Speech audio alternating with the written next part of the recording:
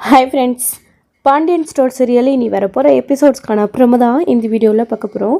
வாங்க ஃப்ரெண்ட்ஸ் பார்க்கலாம். சரவணன் நம்ம கதிர்கிட்ட ரொம்ப ரொம்ப அப்படி அழுது புலம்புறாரு. ஏன்னா அவருக்கு அந்த அளவுக்கு மனவேதனையாக இருக்குது. ஸோ இப்படியெல்லாம் ஒருத்தருக்கு எக்காலத்துலேயும் வரவே கூடாது. அவரோட நிலைமையை நினச்சி பார்க்கும்போது எல்லாருக்குமே ரொம்ப கஷ்டமாக தான் இருக்குது. அஞ்சலி எனக்கு உறுதுணையாகவும் சப்போர்ட்டாகவும் ஒரு ஆறுதலாகவும் தான் நின்னா. அது தவிர அவள் எந்த தப்புமே பண்ணலை. அப்படிப்பட்டவளுக்கு, ஏற்கனவே வாழ்க்கையில் கஷ்டப்பட்டவளுக்கு நானும் கூட சேர்ந்து இந்த அளவுக்கு கஷ்டத்தை கொடுக்குறேன்னு நினைக்கும் போது ரொம்ப கஷ்டமாக இருக்குன்னு சரவணன் வருத்தப்பட்டு அழுகுறாரு. அவருடைய வாழ்க்கையில் நடக்கிறதெல்லாம் பார்க்கும்போது அவருக்கு உயிரோடு இருக்கவே பிடிக்கல, வாழவே பிடிக்கல அப்படின்ற மாதிரி ரொம்ப ரொம்ப வருத்தப்பட்டு அழுகுறாரு. ஸோ அவருடைய பாயிண்ட் ஆஃப் வியூ இருந்து பார்க்கும்போது நடக்கிற எல்லாமே அவருக்கு கஷ்டத்தை தான் கொடுக்குது. இந்த சைடும் வீட்டில் யாருமே ஒரு சப்போர்ட்டாக இருக்காமல் அஞ்சலி கூட பேசுகிறத வச்சு மட்டுமே தப்பாக புரிஞ்சுக்கிறாங்க. ஒரு ஆண் பெண் பழகுனா தப்பு அப்படின்னு எல்லாரோட கண்ணோட்டத்திலே பார்க்குற மாதிரி எல்லாரும் தப்பாகவே புரிஞ்சுக்கிறதுனால ரொம்ப ரொம்ப வருத்தப்படுறாங்க.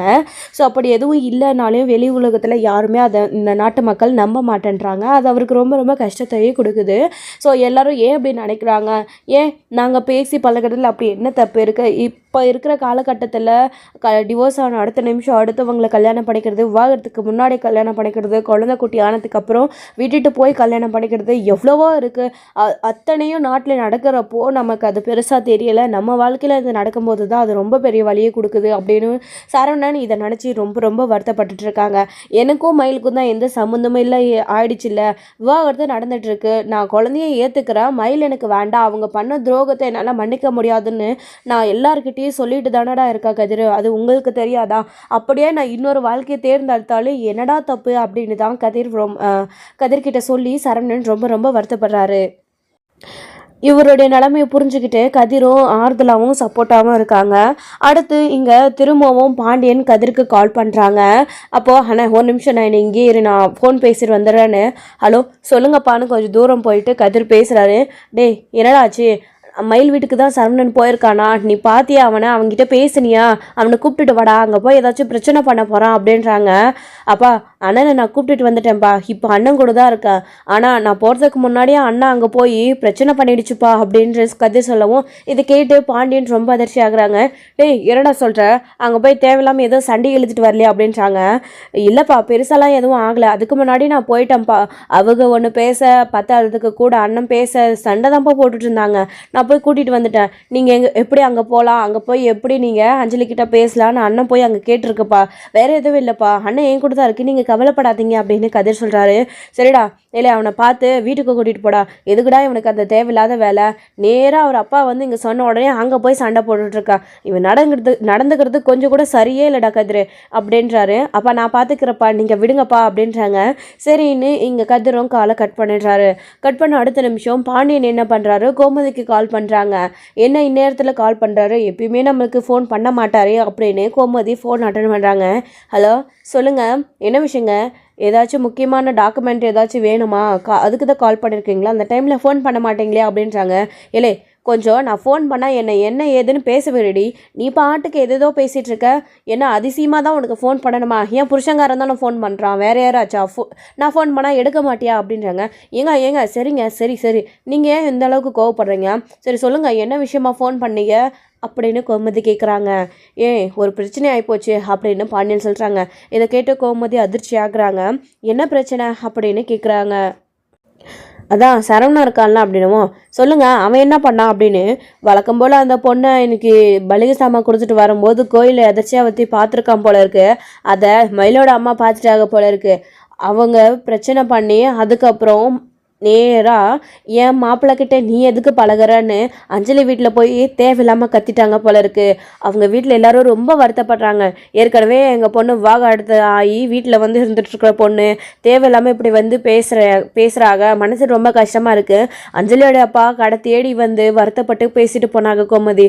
அதுக்கப்புறம் இவர் அமைதியாக இல்லாமல் வீம்புக்குன்னு நேராக மயில் வீட்டுக்கு போய் நின்று சண்டை போட்டுட்ருக்கான். நானும் கடையை விட்டு போக முடியாமல் அவன் அங்கே தான் போயிருப்பானோ என்னமோன்னு யோசிச்சு ஆயிப்போச்சு கதிர் ஃபோன் பண்ணி சொன்னால் அதுக்கப்புறம் போய் பார்த்ததுக்கப்புறமா தான் அங்கே பெரிய பிரச்சனையே சரவணன் பண்ணியிருக்கான். நல்ல வேலை இவன் போனதுனால எதுவும் நடக்கலையாம். ஒரு வழியை சமாதானப்படுத்தி கூட்டிகிட்டு வந்திருக்கான் கதிர். இவ்வளோ பிரச்சனை ஆகிப்போச்சு கோமதி அப்படின்னு சொல்கிறாங்க பாண்டியன். இதை கேட்டு கோமதி ரொம்ப ரொம்ப வருத்தப்படுறாங்க. என்னங்க சொல்கிறீங்க நீங்கள்? இவ்வளோ பிரச்சனையாக இருக்குது, ஏங்க இவன் இப்படி பண்ணுறான்? இவனுக்கு படித்து சொல்லிச்சு அப்போவே அத்தனை தடவை வேண்டான்னா அந்த பொண்ணுக்கிட்ட பேசாத பழகாதன்னு. ஆனால் சொல்கிற எதையுமே காதலை போட்டுக்கிறதில்ல. கடைசியில் பிரச்சனை எங்கே வந்து நிற்கிது பார்த்தியா? இதுக்கு தான் நம்ம கண்ணோட்டத்துக்கு அது தப்பாக தெரியலனாலும் ஊர் மக்களவங்களுக்கு பார்க்குறவங்களுக்கு அது தப்பாக தெரியும்டா சரவணா. வேணான்னு சொன்னால் கேட்டான்னா அந்த பொண்ணு நல்லவன், எனக்கு தெரியும், என் மனசாட்சிக்கு தெரியும்னு 2 பேரும் பழகிட்டு இருந்தாங்க. கண்டு இடத்துலலாம் பேசினா பின்ன எல்லாரும் தப்பாக தானே நினைக்க செய்வாங்க. பாவங்க அந்த பொண்ணு, ஏற்கனவே அந்த பொண்ணு வாழ்க்கை இழந்து நிற்கிது. இப்போ திரும்பவும் அந்த பொண்ணுக்கு இப்படி ஒரு கஷ்டம்னா பாவங்க அப்படின்னு கோமதி சொல்லவும், புரியுது கோமதி, எனக்கு புரியுது, அதை இவனுக்கு புரியணுமே, நம்மளால அந்த பொண்ணுக்கு கஷ்டம் வேணான்னு ஒதுங்கி நிற்கிறத விட்டுட்டு தேவையில்லாமல் அந்த பொண்ணுக்கிட்ட பேசிகிட்டு இருந்தா அப்படி தான் நடக்கும் அப்படின்னு நம்ம பாண்டியன்னு சொல்லிட்டு இருக்காங்க. ஏங்க வேறு எதுவும் பிரச்சனை இல்லைங்க அப்படின்றாங்க. தெரியல கோமதி, இவ்வளோக்கு இப்போ தான் இப்படி தான் நடந்திருக்கு. இதுக்கப்புறம் மேலோடாம எதுனா பண்ண போகிறாங்களா என்ன ஏதுன்னு ஒன்றும் புரியல அப்படின்றாங்க. சரிங்க சரி நான் ஃபோனை வைக்கிறேன்னு கோமதியும் ஃபோனை கட் பண்ணுறாங்க. ஏமா என்னம்மாச்சு, ஏன் இப்படி புலம்பிகிட்ருக்க அப்படின்னு அரசி கேட்குறாங்க. எல்லாம் அண்ணன் சரவணனால வந்தது, வாகத்தை தான் வாங்குறான், கொஞ்ச நாள் அமைதியாக இருனா கேட்க மாட்டேன்றான், தேவையில்லாமல் வீண் வம்ப இழுத்துட்டு வரான். சரி நீ இதை பற்றியெல்லாம் கண்டுக்காம போய் வேலையை பாரு அப்படின்னு சொல்லிட்டு கோமதி அதுக்கப்புறம் கிச்சனில் போய் அவங்க வேலையை பார்க்க ஆரம்பிக்கிறாங்க. ஸோ இன்னொரு சைடு இங்கே சக்திவேல் வந்து முத்துவேல்கிட்ட பேசணும் அப்படின்னு போகிறாங்க. அப்புறம் வடிவும் அங்கே தான் இருக்காங்க. ஆனால் இப்போ எப்படின்னா இருக்க உடம்பு அப்படின்னு போய் சக்திவேல் கேட்குறாரு. பரவாயில்ல சக்தி அப்படின்னு முத்துவேல் சொல்கிறாரு. சரிண்ணே, அப்புறம் உங்ககிட்ட ஒரு முக்கியமான விஷயத்தை பற்றி பேசணுண்ணே அப்படின்றாங்க. சொல்லு சக்தி, என்ன விஷயம் அப்படின்றாங்க. இல்லைண்ணே, குமரவேல் பண்ணது பெரிய பெரிய தப்பு தானே, அதை மன்னிக்க முடியாமல் தப்பு தானே, எனக்கும் புரியுதுண்ணே, ஆனால் அதுக்காக நீங்கள் தூக்கி வளர்த்த பையனை விட்டுடாதீங்கண்ணே அப்படின்றாங்க. தம்பி, அவன் பண்ணது எவ்வளோ பெரிய தப்புன்னு உங்களுக்குமே தெரியும். திரும்ப எதுக்காக இந்த விஷயத்தை பற்றி இவர்கிட்ட வந்து பேசிகிட்ருக்கீங்க? நாங்களே மறக்கணும்னு நினச்சா கூட நீங்கள் அதை ஞாபகப்படுத்துவீங்க போல இருக்கே அப்படின்றாங்க. புரியுது அண்ணி, அதனால தான் அண்ணங்கிட்ட ஒரு விஷயம் கேட்கலான்னு வந்திருக்கேன் அப்படின்றாங்க. என்ன சக்தி சொல்லு அப்படின்னு சக்திவேலை பார்த்து கேட்கும்போது, அண்ணன் குமரவேலுக்கு ஒரு கல்யாணம் பண்ணணும் இல்லைண்ணே, தடங்களுக்கு மேலே தடங்களாக வந்துட்டே இருக்குது. வந்த சம்மந்தமும் இந்த அப்பத்தாவால் கெட்டு போச்சு, அப்படியே விட்டுட்டா எப்படின்னு, நாள் ஆகிட்டே போகுது, அவனுக்கும் ஒரு கல்யாணத்தை பண்ணி வைக்கலாம்லண்ணே. கல்யாணம் காட்சின்னு ஏதாச்சும் ஒன்று பண்ணி வச்சிட்டா தனியாக திருந்துடுவானே, எல்லாம் மாறிடும், ஒரு கால் கட்டாச்சும் போட்டு பார்க்கலாண்ணே அப்படின்னு சக்திவேல் சொல்லிட்டுருக்காரு. அப்போது முத்துவேல் இருந்துக்கிட்டு, தம்பி யோசிச்சு தான் பேசுகிறீங்களா? அவர் இப்போ எந்த நிலமையில கெடுக்கிறாரு? அவர் இந்த நிலமையில குமரவேலுக்கு கல்யாணம் பண்ணி வைக்க சொல்கிறீங்களா? பொண்ணு பார்த்து நல்லா இருந்தால் கூட பரவாயில்ல தம்பி, என்ன குமரவேலுக்கு பொண்ணாக பார்க்காம இருந்துட்டார் இவர். எத்தனையோ சம்மந்தத்தை கொண்டு வராரு, ஆனால் குமரவேலுக்குன்னு எதுவுமே அமையல. இப்போ இந்த நிலமையில போய் அவரை குமரவேலுக்கு பொண்ணு பார்த்து கல்யாணம் பண்ணி வைக்கணும்னு சொல்கிறீங்களா அப்படின்றாங்க. இல்லை நீ அண்ணன் இதுக்கு சரின்னு சொன்னால் போதும், மற்றபடி எல்லாத்தையும் நான் பார்த்துக்கிறேன், நீ அண்ணன் அலைய வேண்டிய அவசியம் இல்லை அப்படின்றாங்க. ஏன் நீ உங்களுக்கு இப்போது அண்ணன் உடம்பு சரியில்லாதப்போ குமரவேலுக்கு பொண்ணு பார்த்து கல்யாணம் பண்ணி வைக்கிறது பிரச்சனையா? இல்லை யார் இக்கேடு கெட்டு போனாங்கன்னா எங்களுக்கு ஒரு நல்லதை நடக்கணும்னு நாங்கள் நினைக்கிறோம் அப்படின்ற மாதிரி குத்தி காட்டுறீங்களா நீ? இல்லை அவன் தப்பு பண்ணிட்டானே அதனால் அவன் வாழ்க்கை எப்படி போனால் எங்களுக்கு என்னன்னு சொல்கிறீங்களா அண்ணி அப்படின்னும். தம்பி நீங்களாம் ஏன் தப்பாக புரிஞ்சுக்கிறீங்க? அந்த மாதிரிலாம் நான் யோசிச்சு எதையும் சொல்லலை, நான் இவருக்கு உடம்பு சரியில்லாதது காரணமாக வச்சு தான் சொன்னேன், வேறு எதுவும் இல்லை அப்படின்னு சொல்கிறாங்க. சக்தி நீ அப்படியெல்லாம் எடுத்துக்காதரா, அவள் வேற உளறிட்டு இருப்பா. இங்கே பாரு, 1000 தான் குமரவேல் தப்பு பண்ணியிருந்தாலே அவன் மேலே எனக்கு கோபம் இருந்தாலே அவனுக்கு ஒரு நல்லது நடக்கக்கூடாதுன்னு நான் என்றைக்குமே நினச்சது கிடையாது. நீ சொல்கிற மாதிரி இப்போதைக்கு என்னால் எந்த சம்மந்தமும் பார்க்க முடியாது. அதனால் நீ ஒன்று பண்ணு, பேசாமல் புரோக்கர் மூலியமாவோ இல்லை நீயே நல்ல சம்மந்தத்தை பேசாமல் போய் எங்கேயாச்சும் தேடி கண்டுபிடி. நீ சொல்கிற மாதிரி நாள் ஆகிட்டே தான் அவனுக்கு போயிட்டுருக்கு. நீ சொல்கிற மாதிரி ஒரு கால் கட்டு போட்டால் அவனுக்கு சரியாயிடும்னு நினைக்கிறான். பார்ப்போம், இதுக்கப்புறமாச்சும் திருந்துறானான்னு ஒரு பொண்ணை பார்த்து கல்யாணம் பண்ணி வைக்கலாம். நீ போய் நல்ல ஒரு மாப்பிள்ளையாக பாரு. நீ சொல்கிற மாதிரி அவனுக்கு வயசாகிட்டே தான் போயிட்டுருக்கு. இப்படியே இருக்க அப்புறம் வயசாகிடுச்சு, ஏதோ குத்தவங்க இருக்குது, பொண்ணு கிடைக்கல, பொண்ணு கொடுக்கல, மாப்பிள்ளைய கல்யாணம் நடக்கலான்னு பேச ஆரம்பிச்சிடுவாங்க. நீ போய் ஆக வேண்டிய வேலையை பாரு சக்தி அப்படின்றாங்க. சரிண்ணே, ரொம்ப சந்தோஷண்ணே, உங்ககிட்ட ஒரு வார்த்தை சொல்லிடலாம் தானே அப்படின்னுமோ. சரிடா சக்தி, எனக்கு புரியுது, நீ போ அப்படின்றாங்க. சரிண்ணே அப்படின்னு அதுக்கப்புறம் சக்திவேல் எழுந்திரிச்சு வராங்க. அப்புறம் அவங்க மனைவி கிட்ட மாறிக்கிட்டு வந்து, இந்த மாதிரி நான் குமரவேலுக்காக சம்மந்தம் தேடி போக போகிறேன், சொல்கிறேன், எல்லாத்தையும் பார்த்துக்கோ, அவன் வந்தான்னா மில்லுக்கு போய் கணக்கு விளக்கெல்லாம் கொஞ்சம் பார்க்க சொல்லு அப்படின்றாங்க. சரிங்க, இப்போ அவனுக்கு கல்யாணம் ஒன்று தான் அவசியமா அப்படின்னு கேட்கவும், இங்கே பாருடி, அதுக்குன்னு பெத்த பிள்ளையே விட்டுற முடியுமா, அவனுக்கு செய்ய வேண்டிய கடமைன்னு இருக்குல்ல, அதை செஞ்சு தானே ஆகணும், அதுக்கப்புறம் அவன் திருந்தினானோ எக்கேடு கெட்டு போகிறானோ என்ன வேணாலும் பண்ணிட்டு போகட்டும் அப்படின்னவும், சரிங்க, சரி போய் பாருங்க, அப்பயாச்சும் திருந்துறானான்னு பார்க்கலாம் அப்படின்னு மாறியே சொல்கிறாங்க. அதுக்கப்புறம் சக்திவேல் கிளம்பி போயிட்டாரு. ஸோ இன்னொரு சைடு இங்கே மயில் ஹாஸ்பிட்டலுக்கு கூட்டிகிட்டு போய் அட்மிட் பண்ணியிருக்காங்க. மயில் மயக்கமாக இருக்காங்க. ஸோ நடந்த டென்ஷன்னாலையும் பிபி அதிக ரைஸ் ஆகி அவங்க ப்ரெக்னெண்ட்டாக இருக்கிற சமயத்தில் நிறைய டென்ஷன் ஆனதுனால ஸோ ரொம்ப வீக் ஆகி மயக்கம் போட்டு கீழே விழுந்துட்டாங்க. டாக்டரை செக் பண்ணிவிட்டு ஸோ ஒரு பிரச்சனையும் இல்லை, இப்போதைக்கு அவங்க பரவாயில்ல அப்படின்னு சொல்லியிருக்காங்க.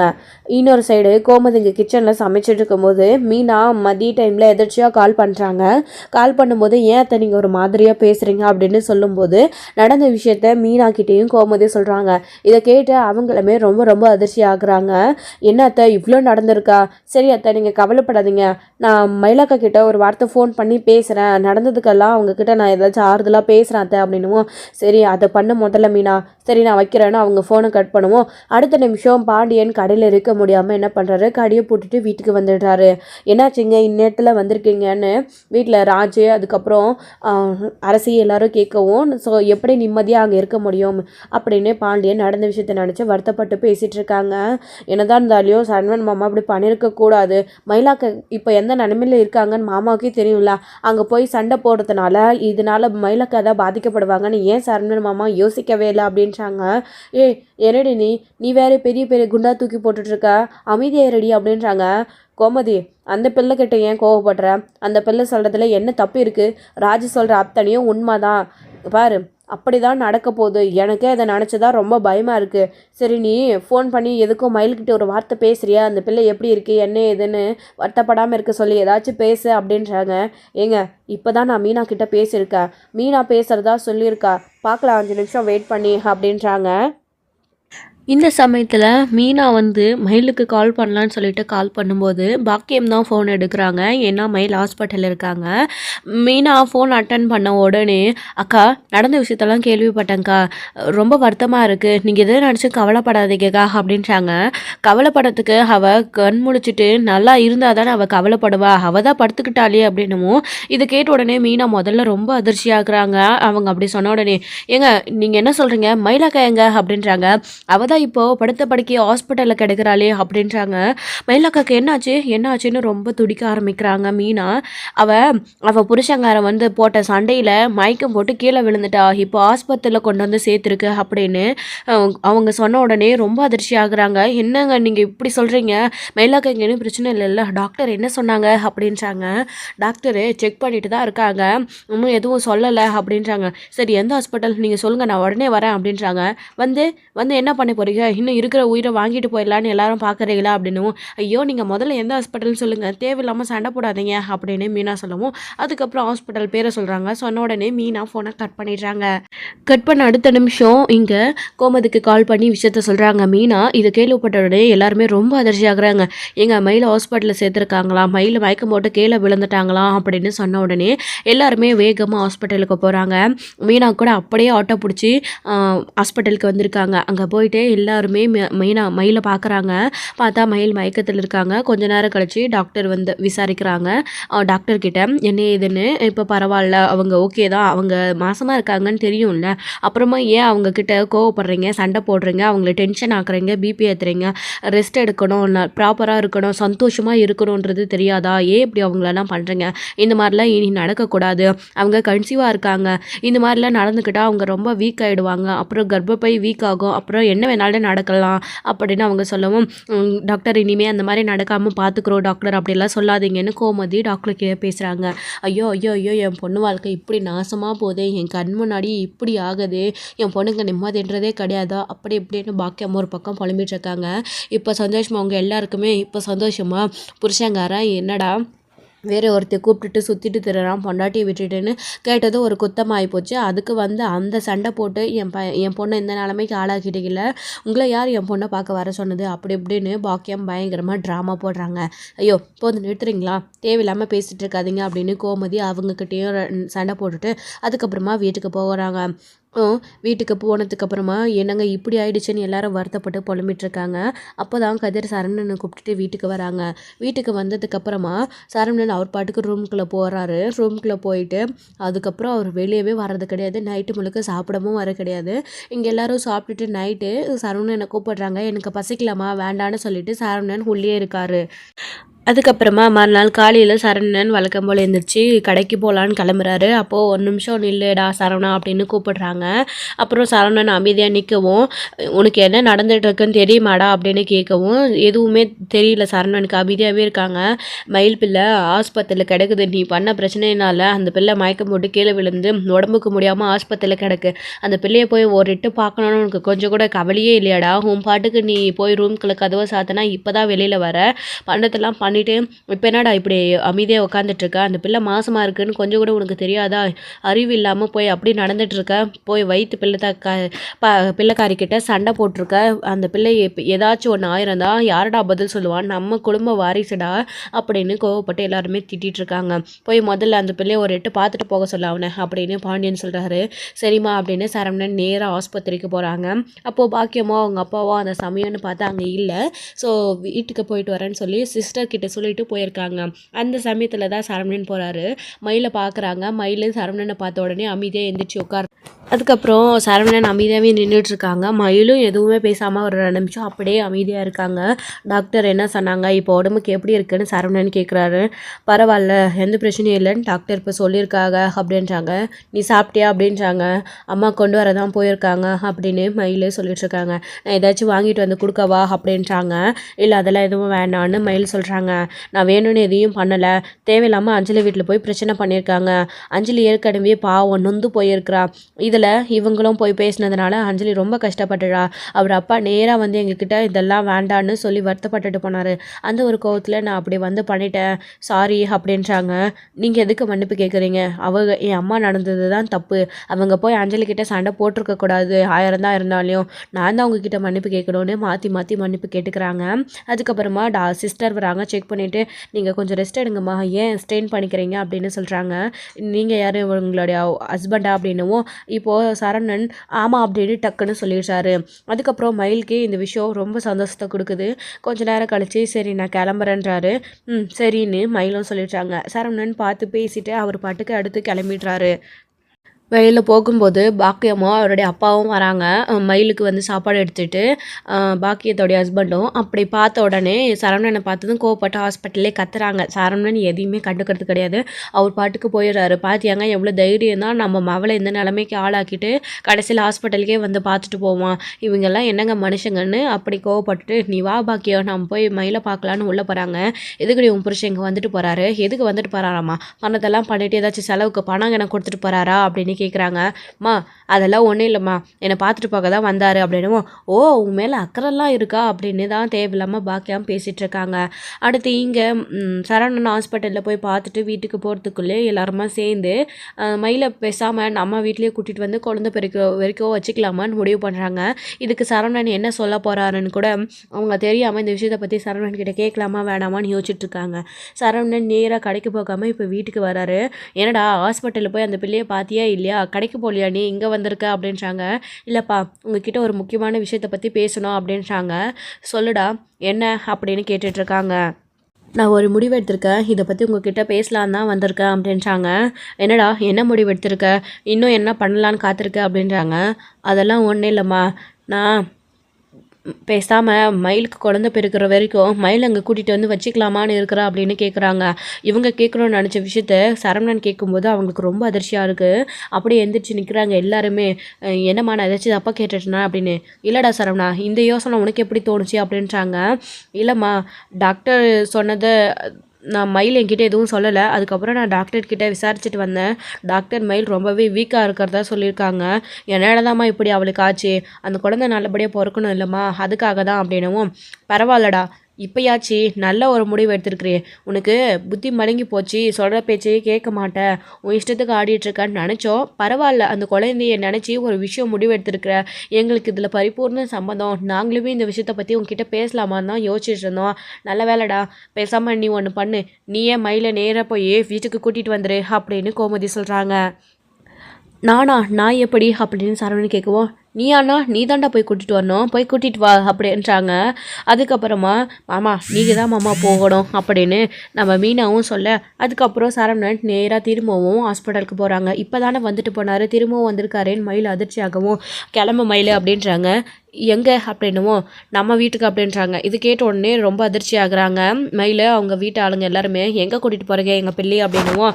மயில் குழந்தை பிறக்கிற வரைக்கும் பேசாமல் நீ வந்து எங்கள் வீட்டில் இரு அப்படின்னு கூப்பிட்றாரு. அடி சக்கானா பாத்தியா மயில், போட்ட பூடலை மாப்பிள்ளை வலிக்கு வந்துட்டாரு அப்படின்றாங்க. நீ தயவு செஞ்சு கொஞ்சம் சும்மா இருக்கியா, அதெல்லாம் ஒன்றும் வேண்டான்னு மயில் சொல்கிறாங்க.